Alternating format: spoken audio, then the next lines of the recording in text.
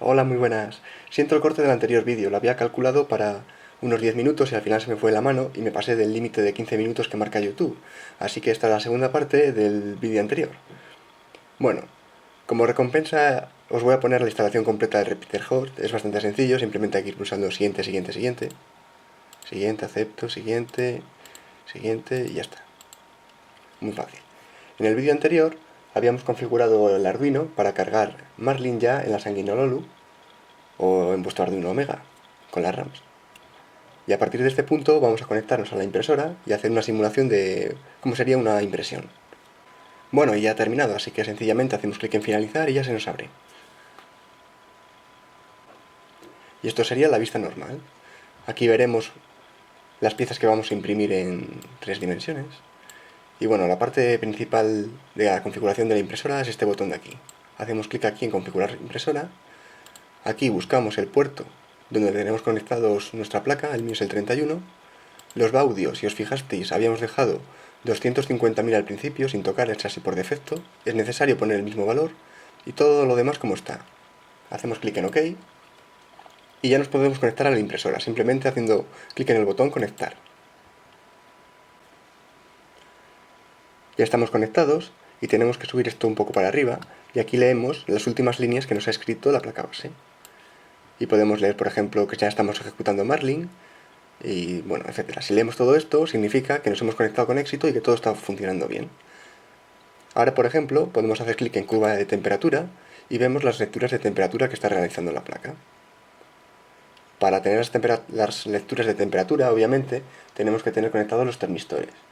Y luego para las pruebas está bien dejar conectados también los finales de carrera. Marlin tiene un seguro por defecto y es que si no detecta al menos 5 grados de temperatura, se apaga, diciendo que hay un error en alguno de los termistores. Eso está bastante bien. Entonces, si no los habéis enchufado, tendréis un error aquí. No es nada grave, sencillamente los tenéis que enchufar. Después, ¿qué cosas más hay por aquí importantes? Por ejemplo, el control manual, es esta pestaña de aquí. Con estos controles podemos movernos en el eje X, en el eje Y o en el eje Z, o hacer un homing, que significa ir justo hasta el final de carrera. Podemos hacer un homing global con este botón o uno para cada eje. Y además tenemos aquí alguna configuración extra, como por ejemplo calentar el extrusor a alguna temperatura en concreto, o la plataforma antes de empezar, o incluso el ventilador. Aquí podemos leer las temperaturas y leemos que un termistor está leyendo 25,30 y otro 25,50. Esto es una buena señal porque más o menos leen la misma temperatura y como ahora está apagada, pues deberían de tener la misma temperatura. La segunda parte importante es esta parte de aquí que dice Slicer. Slicer es el programa que se dedica a trocear nuestras figuras en capas. Entonces, lo más importante es configurarlo bien. Hacemos clic en configurar y aquí tenemos una serie de parámetros. Por ejemplo, cosas sobre la impresora, cosas sobre el filamento y algunas cosillas extra. Podemos correr un tutorial rápido, haciendo clic en Help y luego en Wizard. Y nos hace unas preguntas rápidas. Por ejemplo, ¿qué estamos utilizando? ¿Un Marlin o Sprinter? Sí, siguiente. El tamaño de la cama, pues 20 por 20, siguiente. Tamaño de nuestro fusor, pues por ejemplo 0,3 o el que tengamos. Diámetro del filamento, pues 3 milímetros. Estoy utilizando ABS de 3 milímetros, es lo que voy a utilizar. Otras capas. Temperatura de fusión que necesitas para el filamento. Esto habrá que irlo calibrando, pero el ABS está sobre los 230 a 250, entonces vamos a poner, por ejemplo, 230 para ver qué tal sale. Siguiente. Temperatura de la cama. Pues para el ABS una temperatura idónea es 100. Pues 100 grados. Siguiente. Y ya hemos finalizado. Y ya nos configura todo según lo que hemos ido escribiendo. Es muy importante que ahora, cuando realizamos cambios, tenemos que ir pulsando en cada pestañita este cuadradito para salvar.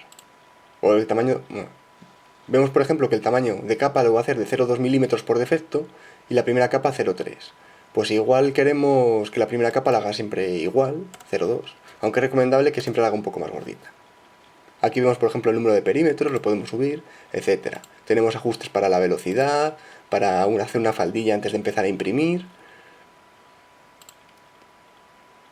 Incluso podemos cambiar aquí el tamaño del filamento, o en las opciones generales, en el extrusor podemos aquí cambiar el tamaño del fusor, etcétera. Deberíamos irlo configurando a nuestro gusto.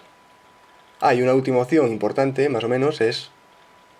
Una opción importante es el relleno, por ejemplo. Aquí tenemos que poner la cantidad de relleno que queremos, de 0 a 1, es decir, 0.1 significaría 10%.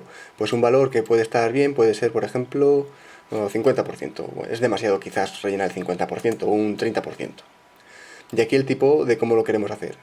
Con panel de abeja, rectilíneo, con líneas... hay muchos tipos, ¿no? Por ejemplo, dejamos panel de abeja, que es el más famoso. Y así con todo. Después de terminar, grabamos las opciones, nos pregunta qué nombre queremos ponerle, pues si queremos ponerle alguna cosa, por ejemplo SDF, etc. Muy importante después de grabarlo es volver aquí y escoger los nombres que has ido poniendo. Por ejemplo, hemos puesto aquí SDF y puedes tener varios perfiles para irlos cambiando. Bueno, y por último, vamos a abrir, por ejemplo, de recientes, aquí que tengo una moneda de mi foro favorito. Y simplemente vendríamos aquí, haríamos clic en Slice, esperaríamos, y nos haría una vista preliminar de qué es lo que va a hacer, ¿no? Cada capa. Incluso aquí podemos darle a mostrar una capa y ver capa a capa lo que iría haciendo. Y ya por último daríamos a imprimir trabajo y empezaría a salir por la impresora. Bueno, ahora vamos a calibrar los motores. Nos interesa que por ellos circule la menor cantidad de corriente posible, para que consuman menos, se calienten menos, y también la electrónica sufra menos. Pero a la vez necesitamos un valor lo suficientemente alto como para que el motor no pierda pasos. Decimos que un motor pierde pasos cuando, por ejemplo, imprimimos una pieza con una pared vertical y una capa aparece así, la siguiente aparece desplazada sin motivo aparente, la siguiente hacia afuera y así sin ningún tipo de orden. Entonces es muy probable que ese motor esté perdiendo pasos y haya que subir la corriente. Yo os voy a dar unos valores seguros y a partir de ahí con vuestra experiencia podréis ir bajando los valores para que sean lo mínimo posibles. Incluso si vuestra impresora necesita más corriente, pues que lo subáis. Para medir la corriente tenemos que conectar el amperímetro en serie, es decir, la tierra de la fuente a la tierra de la electrónica. Y los 12 voltios los conectaremos al amperímetro y del amperímetro a la electrónica. En la electrónica solo conectaremos uno de los motores, conectaremos los finales de carrera y los sensores de temperatura. Y ahora encenderemos la fuente. Sin conectar el cable USB. Aunque veáis el cable USB conectado, en realidad está desconectado. Y podemos ver que el consumo al encenderlo es de 0,59, bueno, 0,60 amperios aproximadamente. Eso es porque al encender la electrónica se encienden los motores. Y Marlin detecta después de unos segundos que no se están moviendo y los apaga. Entonces podemos ver el consumo real de la electrónica, que es 0,05 amperios. Y este valor habrá que restárselo al total. Es decir, que este motor ahora mismo está consumiendo 0,55 amperios. O 550 miliamperios.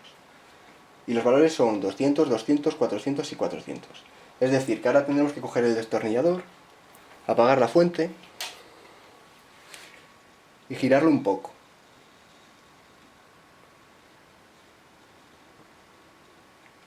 Encendemos de nuevo la fuente y ahora vemos que el valor es 0,24 amperios. Pues prácticamente perfecto, porque hay que restarle los 5 de la electrónica. Aún así lo subiré un poquito para que sean 200 tirándolo alto.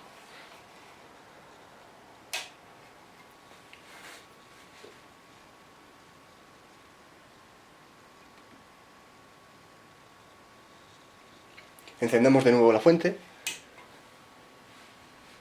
y ahora me he pasado.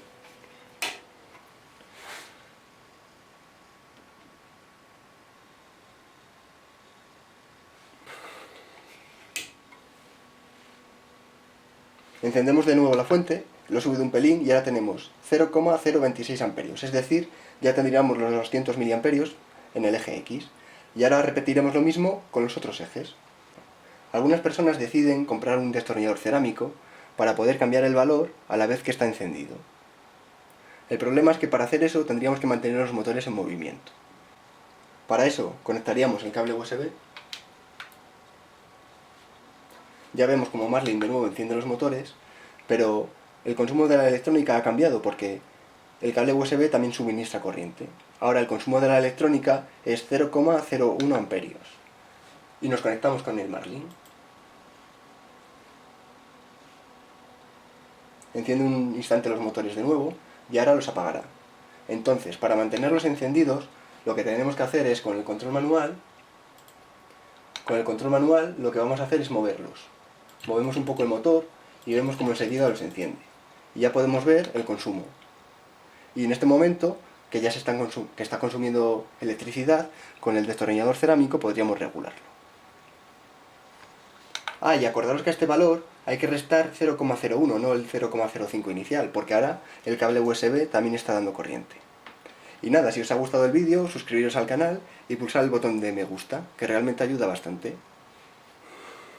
Y en el próximo vídeo terminaremos de configurar en Marlin la distancia de los ejes, colocaremos en su sitio los finales de carrera y ya estaremos listos para imprimir. ¡Hasta!